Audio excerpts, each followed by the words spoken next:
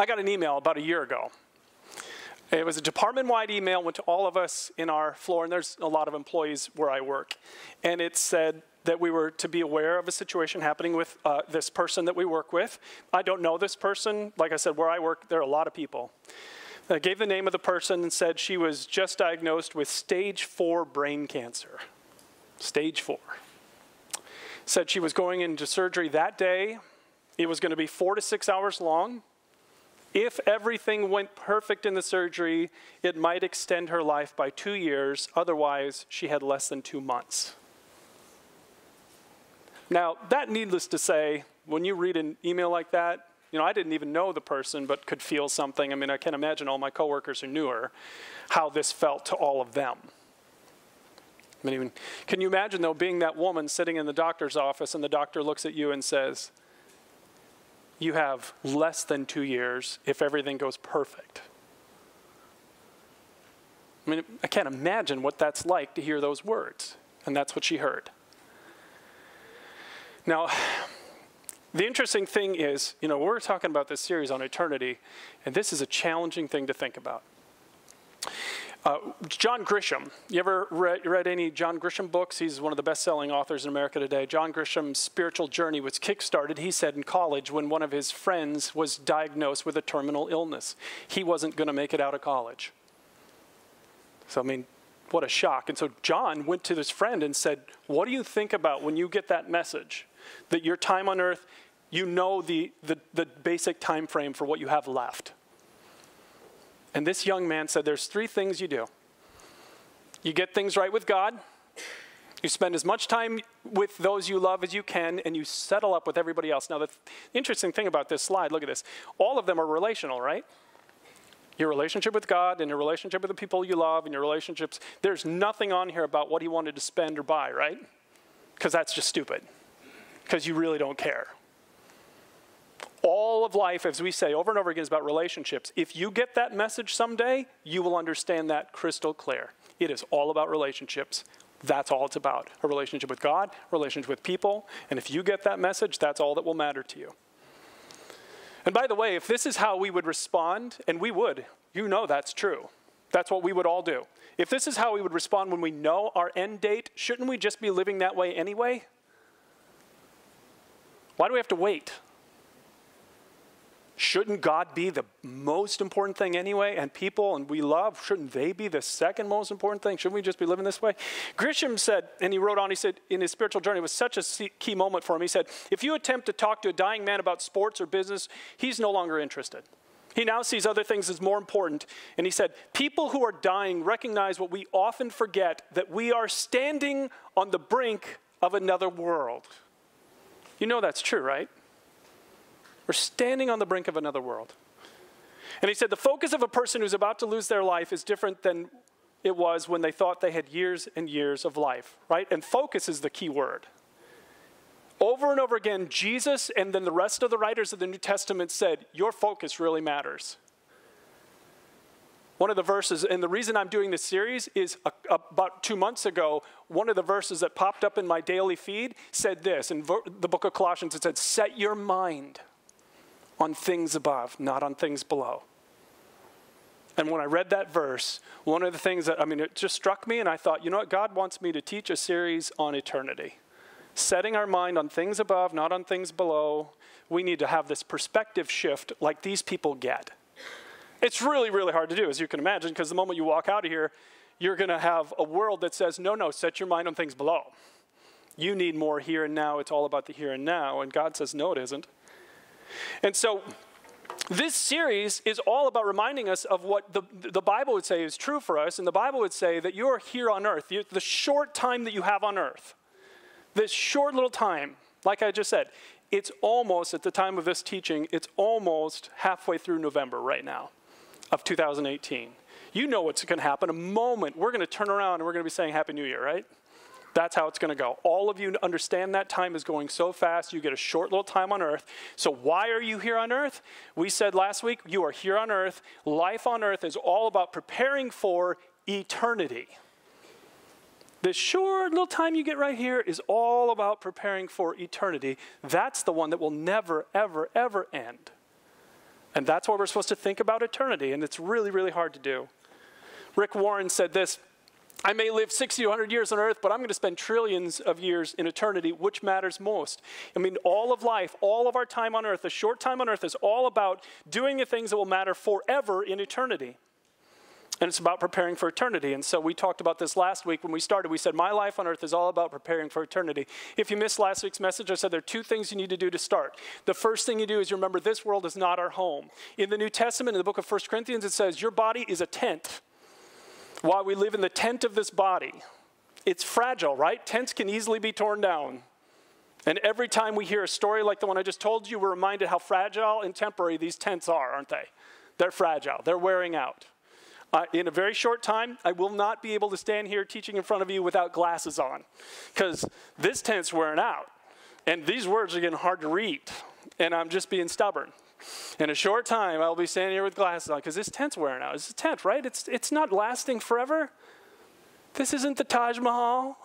This is just a tent. It's just a tent. We're all tents, and our body is wearing out. When you leave here today, you won't go home.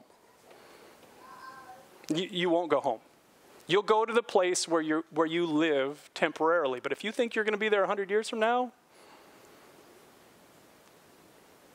you won't be. That's not home. And the New Testament says home is with God. That's our true home. We need to remember that's our home. And we're headed home. Now, there's nothing wrong. I'm not one of those Christians who are like, if you say, I'm going to go home after church, I'm like, that's not home. Don't be that way, for goodness sakes. There are Christians like that in this world. It's like, come on, don't worry about that. But as long as you remember, that's not home. It's just the temporary place where you live. Home is where you're going to be with God forever. That's home. And then the second thing we said is you got to begin to do the will of God, because in heaven, in eternity, what you're going to say is, God, your will be done. So on earth, it's about doing that right now. But that's where we just began. You got to have this understanding. We're going there. It's going to be forever. That's life on earth. This short little time on earth is all about preparing for that. That's what it's about. So that's where we begin, and the rest of this series, I said, is going to be all about how do we prepare for eternity. And so I had, what this message turned into is not at all what I thought it was going to turn into. Sometimes that just happens. And so for those of you who absolutely love to fill in every blank, you are going to be so disappointed today. But the good news is I'm going to give you the rest of it next week when I continue this series, and then we got a whole nother message after that. There's just no way we can do something this serious in a very short time. This is so important for your life. And so we're going to talk today about how do you build for eternity, part 1. So I want to ask you to open up your program, take out the notes that you'll find inside, because this is what it's about. Preparing for eternity. And so I want to ask you to open your program, grab your notes, grab a pen.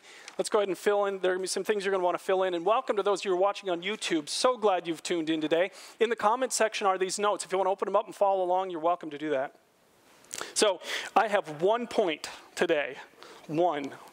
The very first thing and the only thing we're going to talk about today is if you want to prepare for eternity, this is the first shift in our focus that has to happen. You have to be more focused on giving than you are on getting. More focused on giving than you are on getting. This is the only shift in our focus that we're going to talk about today. I have a friend whose dad is dying.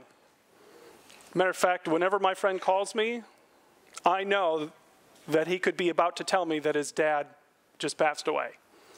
It's that close. It could happen any day. But recently, my friend and I were talking on the phone, and my friend said his dad contacted him and said, go to this car dealer, tell him who you are, I just bought you a car. And so he went and got a brand new car because his dad, who's about to pass away, wanted to do something great for his son and bought him a car. Then his dad told him not only that, he also had, his dad owned this vehicle that was in good shape. So he took it down, got it, checked over and detailed, and then he drove that car to work where his dad had worked for all these years. And there was a guy there who had a family, and his car was so unreliable, was always breaking down. And so he drove up, found his friend, gave him the keys to that car, and went home. Why? You know why? Because he won't be driving it in January. He won't be driving it in January. That's what you do, right? That's what you do when you know your time on earth is coming to an end. You are not, he doesn't care. He does not care at all about the 2019 releases for vehicles. You know why? He won't see 2019. When you get this shift in your mind correct, you change your focus. I'm not here to focus on what's coming next year. I'm just going to use what I have right now. He focused on giving because his focus has changed. He knows that anything you can accumulate right now is meaningless. So I know what I'm up against. I know how hard this is to make you think about eternity. So I read something that I thought was really challenging to me. I want to ask you to consider this. That is the Pacific Ocean as it looks from outer space. Do you realize how big the Pacific Ocean is? Look how big that is. That's the Pacific Ocean. So this author said, imagine that you and I had the ability to drain the Pacific Ocean. We could take all the water out of there. We'd have a big hole, right? So then let's say you came along after you drained it and you filled it with sand. And you didn't fill it level. You filled that hole as high as Mount Everest with grains of sand. Okay, you get the picture how big that is? And then they said, imagine that once every 100 billion years, you could send a bird to take a single grain of sand out of the Pacific Ocean filled to the height of Mount Everest. How long is it going to take that bird to empty out the Pacific Ocean filled with grains of sand as high as Mount Everest if it can take one grain of sand every 100 billion years? I mean, it's an incalculable number, right? We can't even conceive of it. But the author said, the day that bird picks the last grain of sand out of that, you will have just spent one moment in eternity. That's just the end of your first moment in eternity. So God was constantly saying, Jesus was saying, you need to think about this. Most of Jesus' comments don't even make sense if eternity isn't real. We're not going to do what he says unless we think about eternity, like he says to do this. He says, think about eternity. Think about not the here and now, but what's coming next. Let what's coming next drive your decisions. And so then he said, okay, now that you understand about eternity and you're starting to think about it, he said the first thing you need to do is watch out for an eternity buster for you, and it's greed. Because greed focuses you on the here and now, right? Greed is all about the here and now. Now, before we go any further, it's really important. How many verses in the Bible have I written? Okay, right? It's a confusing question, right? None. Haven't written a single verse in the Bible. No interest in doing that. Not even pretending. I'm just quoting today. Okay, because sometimes people get mad. Matter of fact, if I'm going to make people mad in a typical year of teaching, this is the message that makes them mad. So would you get mad at Jesus? Because I didn't say any of this. So if you got any issues, take it up with him. I'm just quoting. Okay, because my job isn't to write this stuff. My job is to teach this stuff. Here's what Jesus said. Beware. Guard against every kind of greed. Did you know there's more than one kind of greed? Life is not measured by how much you own. Oh my goodness, do we not understand that in America? Life is not measured by how much you own. We really think in America that our lives will really be, it'll be good when I have this house and I have these cars and I have this much of my savings, this much of my retirement, and this level of income and this and this and this, and we have set our heart on on the here and now, because that's the American dream. But real life will never be found in any income level, anything you can ever possess, because you could go to the doctor the next week, get that same message, and all of a sudden you would realize absolutely how empty every single one of those things are. You think that woman or my friend's dad cares at all about money right now? Not at all. You think they care about the latest Black Friday sales? They don't care at all. All of a sudden, when eternity is your focus, every single thing in this America that we live in comes into perspective. We realize just how empty it all is. It's just not what we're supposed to be living for. Matter of fact, the reason he would caution us about this, and the reason, that's a warning. That's like the warning you see on the side of a bottle. Don't drink this. Warning, beware, this will kill you. Jesus is saying, this will damage you. If you let greed in your heart, this is what it's going to do to you. You will never feel content. Here's my question for you. How many content Americans do you know? They are so content with the car they drive. Yeah, it's older, but they don't care. It gets them safely from A to B. They're content with that. Content with the size of the TV and the fact that it's not 4K, HD, ultimate of everything. Content with the house that they live in or the apartment they rent. They're just content. Not too many, do you? The bigger question, of course, is, are you content? Are you content? When greed takes over, we don't feel content. We always want something else. We don't experience joy. When was the last time you felt genuine joy? I mean, truly joyful. Greed takes that away from you. Because how can you possibly be joyful? Look what you don't have. You sacrifice people for things. How many times have we all seen people become workaholics and destroy their marriage, neglect their children, neglect their friendships, right? Common tale. Why? Because we have to have more. And in the pursuit of more, people are expendable or completely neglect their soul. Some of you were so busy this week with activity, you spent no real time with God. Because you got to have more. You got to do more. You got to accomplish more. But the biggest one, and bottom line, is we live with no sense of God in our lives. Because God isn't found on the other side of the next purchase. It's not where you're going to get him. It's like, I bought this. It's so amazing. I just worshiped Jesus when I owned it. Right? It doesn't work that way. These are alternatives. As a matter of fact, the reason that last one doesn't work is in the New Testament, it says that greed is idolatry to God. Because that's what you want more than you want God. So he says, this is watch out stuff. This is dangerous stuff. Now, the problem with all of this is, here's the problem. I've never met a greedy person in my life. Never. As a matter of fact, if I were to poll you, don't respond, but are you greedy? I would bet 100% of you are going to say, not me. I'm not greedy, but boy, my brother.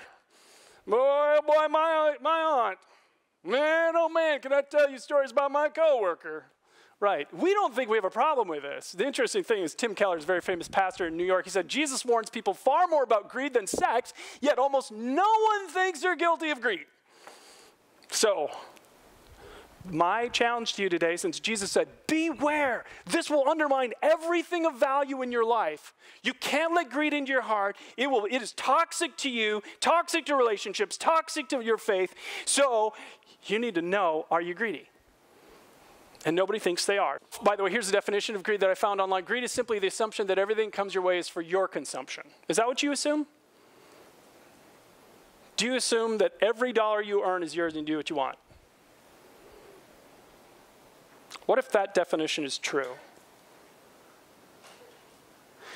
Andy Stanley goes on to ask these questions. Greedy people talk a lot and worry a lot about money. You don't have to have all of these, by the way, to know that greed is in your heart. Greedy people are not cheerful givers. Greedy people are reluctant to share. They quibble over insignificant sums of money. They would quibble over the word insignificant because nothing is insignificant to them. Greedy people talk as if they have just enough to get by. They're reluctant to express gratitude. Do you know people who are just not very grateful people? Oftentimes that's a symptom that greed is stolen into their heart. By the way, are you truly a grateful person? Do you spend time regularly thanking God for all that you have? Greedy people aren't content with what they have. Are you content? Sometimes they try and control people with their money. And then here's the big one. How do you react when you can't get what you want? How do you react? Are you like, well, that's okay? Another pastor, J.D. Greer, said, here's some questions. Is your first question in finances, what does God want me to do? Does God get the first and best of all you receive? And do you think of yourself as owner of your resources or temporary manager? If you think you're owner, you are in for a terrible, terrible shock because you don't own anything. You temporarily hold on to it. It was here before you. As my friend's dad is about to learn, he had it for this short time. His time's coming to an end. It will transfer to somebody else, won't it? It's not his. We were born into the world with nothing. We leave the world with nothing. That's why he said, don't make it about things. It cannot satisfy you. It will take away the real life that you want to experience. Jesus told a story about this. He said, you know how significant this is? He said there was a guy who was so rich, But it wasn't enough. He wanted more and more and more. It was the bigger, better mentality. I want bigger barns and bigger barns. And so he built bigger and bigger barns to hold all of his stuff. And then he had this amazing harvest. And he filled all of his barns, these bigger and bigger barns. He was so wealthy. And then finally, Jesus said, and here's what he did. He said, I'll say to myself, you have plenty of grain laid up for many years. Take life easy. Eat, drink, and be merry. And God said to him, you fool. By the way, it's a real bad thing when God calls you a fool, right? That's a bad thing. God's saying, oh my goodness, you fool. You've lived as if all that matters is here and now. All that matters is here and now. And then Jesus says, you fool, this very night your life will be demanded from you. Then who will get what you've prepared for yourself? The answer, someone else. And by the way, that's the question that Jesus would ask all of us. Who will get what you've prepared for yourself? Someone else. Someone else is going to get what you've prepared. So you better not be living for it. You better not make it the most important thing in your life. You better keep it in perspective. Your focus better be on giving, not getting, because you don't get to keep it. It's a temporary thing. You do not want Jesus to say to you, you fool.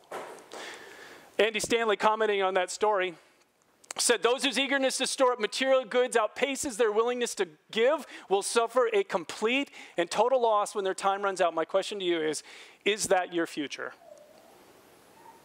Have you made getting your focus? Are you headed for a complete and total loss?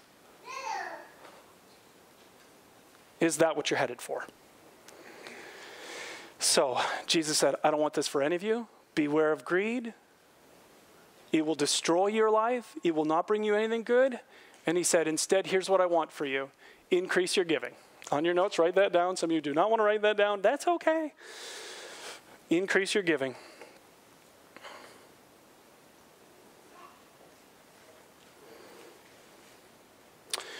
There is a story in the New Testament that bothers, I bet, most of us in the room. There was this rich young ruler came to Jesus one day, and Jesus told him, I want you to sell all your possessions, give all that you have to the poor, and come follow me. Do you know this story? You ever heard that story? If Jesus said that to you, most of you would think, Jesus isn't a good God. If you know the story, did the guy do it? He walked away. He thought that Jesus had just asked him for something bad, right? Just like we would. If Jesus came to me and said, Brian, sell all of your possessions, give everything you have to the poor, and come follow me, I'd be like, that's not Jesus. That cannot be. We would think that's a bad thing. And was Jesus asking for something bad? Of course not. He couldn't. What he was asking for from that young man would have been the best thing in his entire life, and we don't get that. Because we are so American. We think that's a bad story. And we hope that Jesus never asks that. But here's why he said it.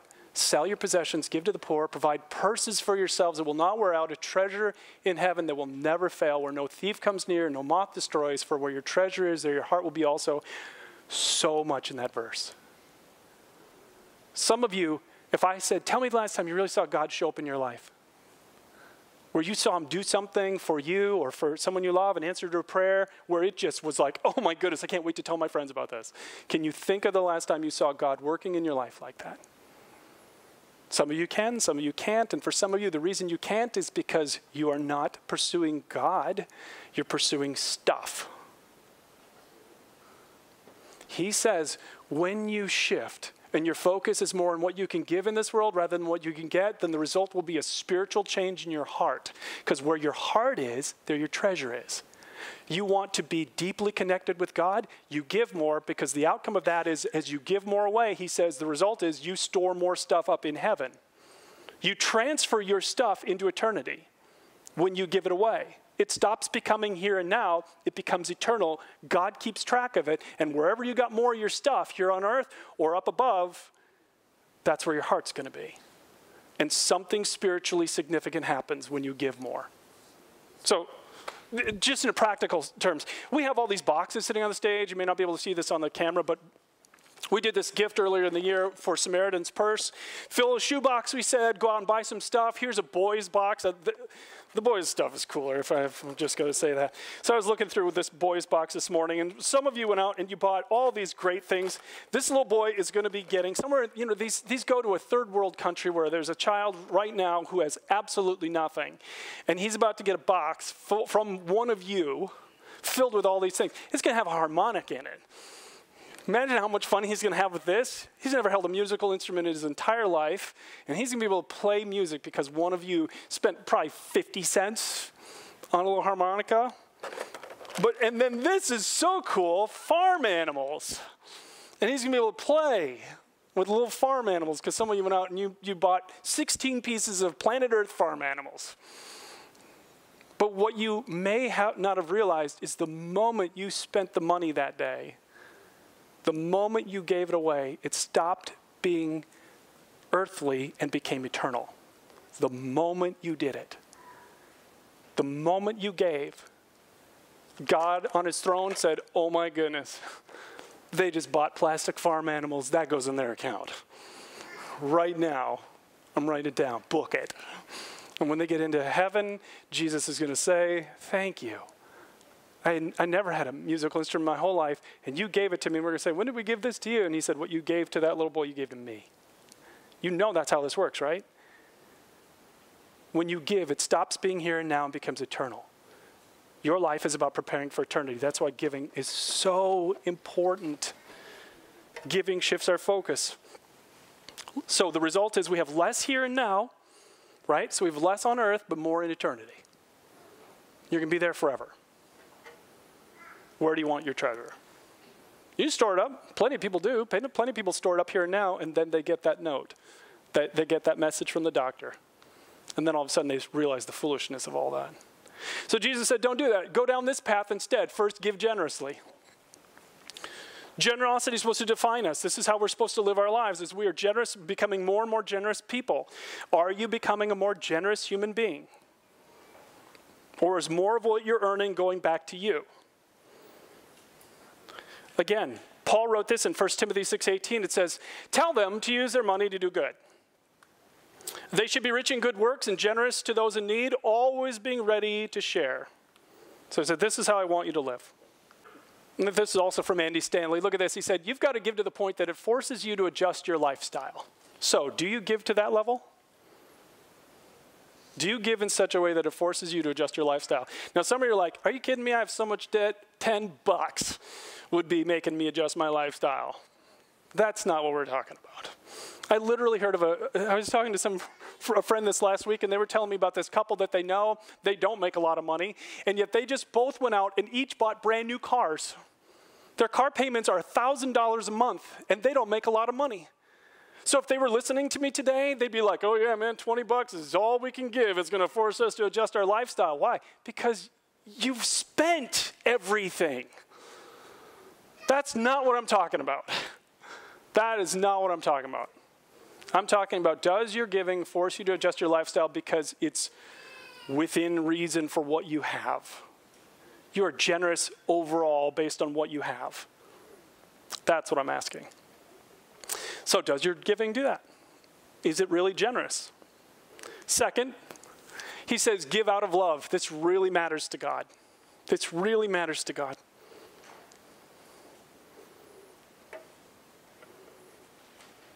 It's because God only gives out of love. Only. He loves, so he gives. And he expects us to be like him. So he says, you give out of love too. Matter of fact, he actually says this in 1 Corinthians 13. If I give everything I have to the poor, I could boast about it. But if I didn't love others, no positive outcome. If you're like, oh, there's that church again talking about giving, and I better go buy something for this kid. No value. None. Doesn't count at all. When we give, it has to be that we're giving out of love for the people that we're giving to. Because that's when it counts for all eternity. Now, it has to be out of gratitude. It has to be out of love. Some of you are like, well, I'm just not very grateful. Well, then you are not paying attention to the world that you live in. Because that's the only outfit they have. 1 billion people will live on less than $1 today. 1 billion. Could you live on less than $1 today?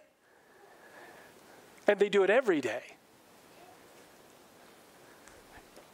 So you want to tell me how difficult it is for you to drive your old car? How disappointed you are that you have to drive this old thing, this beater? How ungrateful you are for something that rolls and works and gets you safely from A to B? You want to tell me that again? Are you grateful? Well, that's their front yard. And that's how they live every single day of their life, in a little tin can. Are you grateful? If you aren't, then you're not paying attention to what's happening in the world. We always have a reason to be generous and grateful because we have been blessed by God with so much. They would trade spots with us right now. All the big problems you think you have in your life financially, they would die. They'd cut their left arm off to have your financial problems today. It's all about perspective, isn't it? We have so much to be grateful for. That's why we give, and we give out of love because we know that others, we've been blessed so much by living where we live. So we're grateful. And then the third thing he says is give with expectancy. Give expectantly. This is really cool. There are so many verses and promises in the Bible about giving.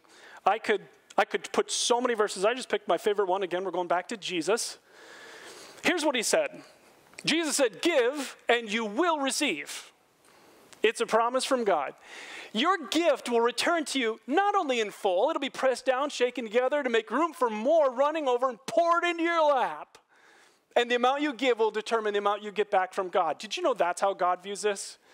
He's like, when I see people becoming more and more generous, and generosity is defining, and they're giving and giving, he's like, shakes it out. He's like, you can't outgive God. You hear people say that. There's no time associated to this, though. That's the tricky thing. It's like, all right, well, I'm gonna give, and I hope it's today that he gives back. It doesn't work that way. Rare. I shouldn't say it doesn't. Sometimes it does. Sometimes he goes, I just saw what you did, here you go. Most of the time, he gives back over time, but he always gives back. He cannot lie. And what you believe about God is always revealed in your giving, always. So if you look at how much you give away each month, it's telling me what you believe about God. For some of you, what you believe about God is this: I'm on my own. I have to solve all my financial issues alone. God doesn't want to help me. God's financial promises do not apply to me. And your giving shows that's what you believe, because you don't really give, or you give just the leftovers, because you don't believe he'll help you. You're saying, God, every promise you made about finances, they're not true. I don't believe them. And your giving reflects that. But some of you give because you believe God is always with you, and he's committed to helping you. And less with God's help will always, always, always go further than what you can do alone.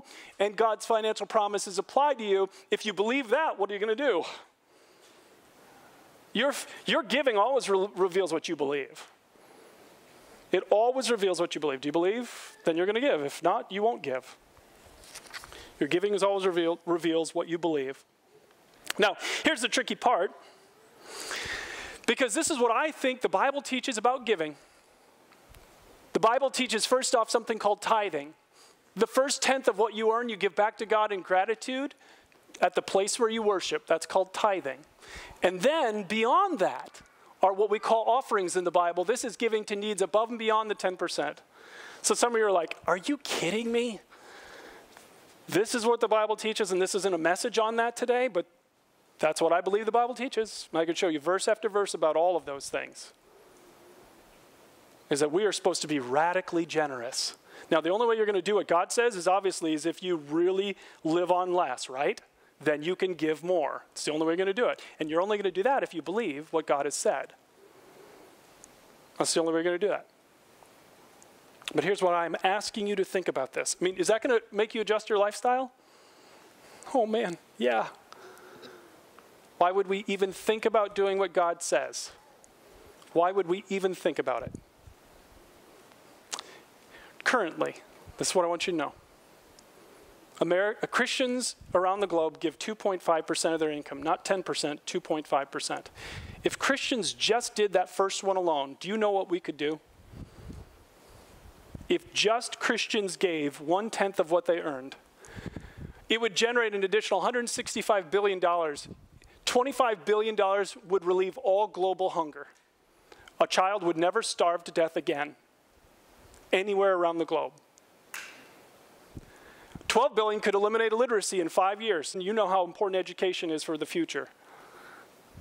Another 15 billion would solve all the world's water and sanitation issues, especially in those places where 1 billion people live on less than $1 a day. And we'd still have 100 to 110 billion left over. In other words, you hear this? Everything needed to solve all of the major world's problems and then have billions left over is already in the hands of people who say they follow Jesus. Do you get the significance of that?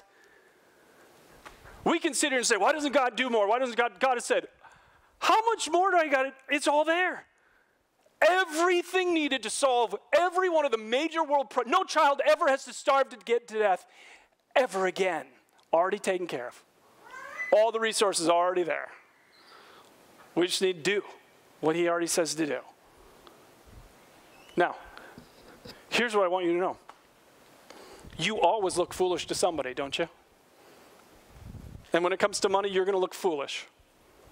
You're either going to look foolish to the people of this world, or you're going to look foolish to God. Isn't that true? Jesus called that guy a fool. I didn't say that, right? I'm not calling anybody a fool. But Jesus called somebody a fool. The way you live with money is always either foolish to people or foolish to Jesus. So let me finish with 2 stories. You tell me who the fools are. Okay? This guy's name is Jake Neeson. I saw an article about him. He lives in Portage, Wisconsin. You know where Portage is? The article headline was, Portage man builds a sober living home.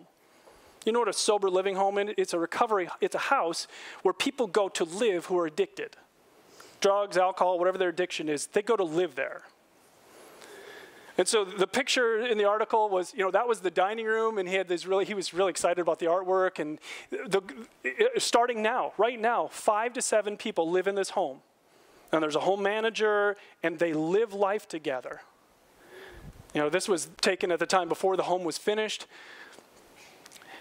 Jake has invested his entire savings in this. Every dollar has gone into this home to try and save people who are addicted.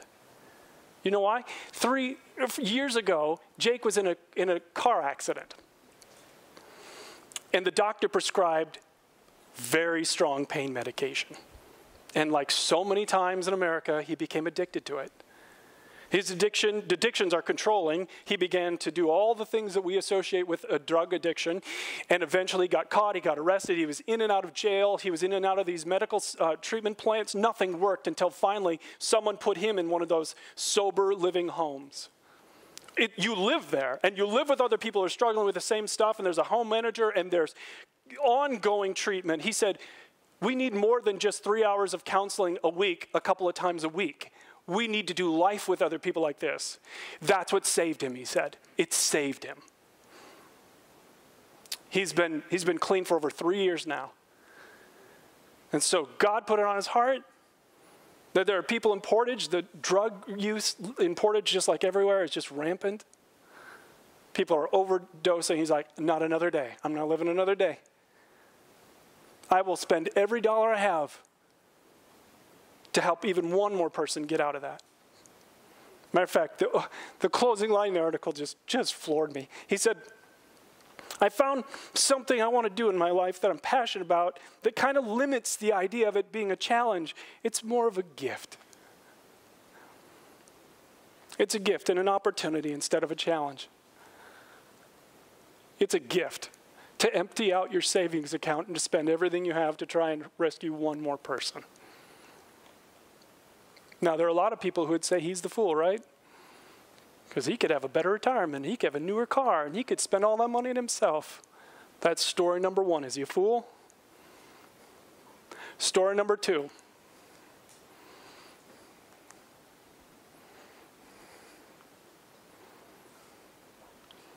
What's Jesus going to say to each of them? I'm not calling anyone names. You just think about it from your own perspective. Knowing what Jesus taught, what's Jesus going to say to both of them? You're always going to look like a fool to somebody. If you live the life that Jesus says, there are people around you who are going to say, how foolish is that? You could have more stuff. You could have nicer stuff. And they'll call you foolish. And if you choose that one, then you get to hear Jesus say to you someday, oh my goodness, I couldn't wait for you to get here. I couldn't wait for you to get here. You wait to see what I've prepared for you. Because of how you've lived and the choices you've made, here's your future. Foolish to people, but rewarded by God. Your choice. Now, none of this matters if two things aren't true. Number one, if there is no God, ignore everything I just said. If there is no God, are you kidding me? All that matters is the here and now. Make yourself as absolutely comfortable as you can. Get as much stuff as you can, because you're going to die and then you'll be in a grave and nothing will have mattered. If there is no God, nothing I said matters. Nothing. So you got to decide that on your own. And the other thing that matters is if you're going to live here forever, then nothing I just said matters.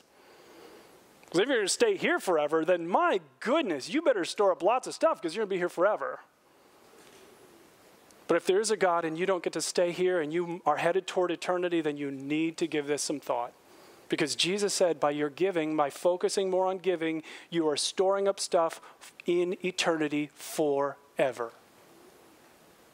You store it here and now or you store it there. It's your choice. Where is all your stuff? But by the way, wherever your stuff is, that's where your heart's going to be. And if you want more of an experience with God in this world, you've got to consider this. If you're a follower of Jesus, my question to you is, are you generous? If you follow Jesus, are you generous? Does your giving require you to adjust your lifestyle? Or is it pretty comfortable for you? Tough stuff. Tough questions to ask. Jesus said, we set our mind on things above, not on things below. And this is a tough thing to wrestle with. And again, if some of you are walking out here today and you're like, oh my goodness, I feel so guilty about this subject, then I'm explaining it wrong. Rick Warren said, guilt should last 5 minutes in your life. That's it. Biblical, godly guilt is, oh, I'm sorry, I did that wrong. I apologize. Do I need to make it right with anyone else? Over. But if you're walking out here feeling guilty about how you're using your money, you're hearing me say the wrong things. What you should be saying is, God, is there anything more you want me to do? That's all you need to pray.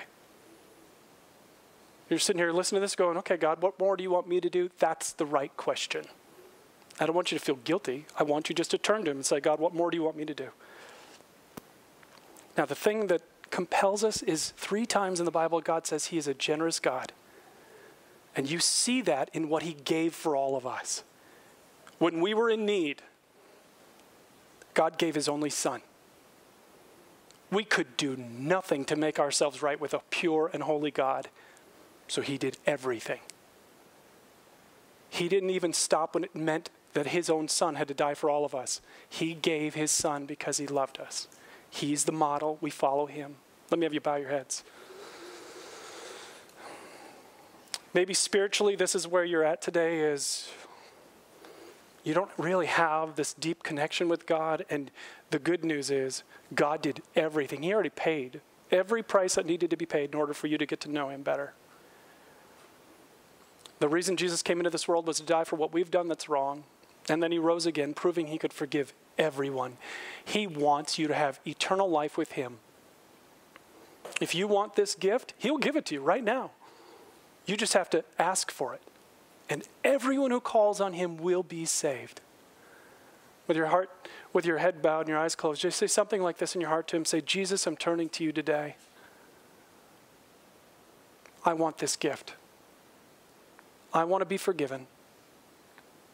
I want to get to know you. I want to stop living for the here and now. I want to start living for what matters most. Please show me what that is for me. What's my next step today? In Jesus' name, amen. Now, would you all, as we finish up today, open up your program. You got a little connection card in your program. Would you open this up? Take it out. Even if you're a regular attender, I still ask you to fill it out each week. Just go ahead and put your name down. And some of you put your faith in Jesus. Let us know about that. Or if you renewed your commitment, let us know about that. There's a prayer section on there if you want us to pray for something. And then just drop this in one of the 2 offering boxes back by the doors where you came in. Thanks so much for coming today. Hope to see you again next week.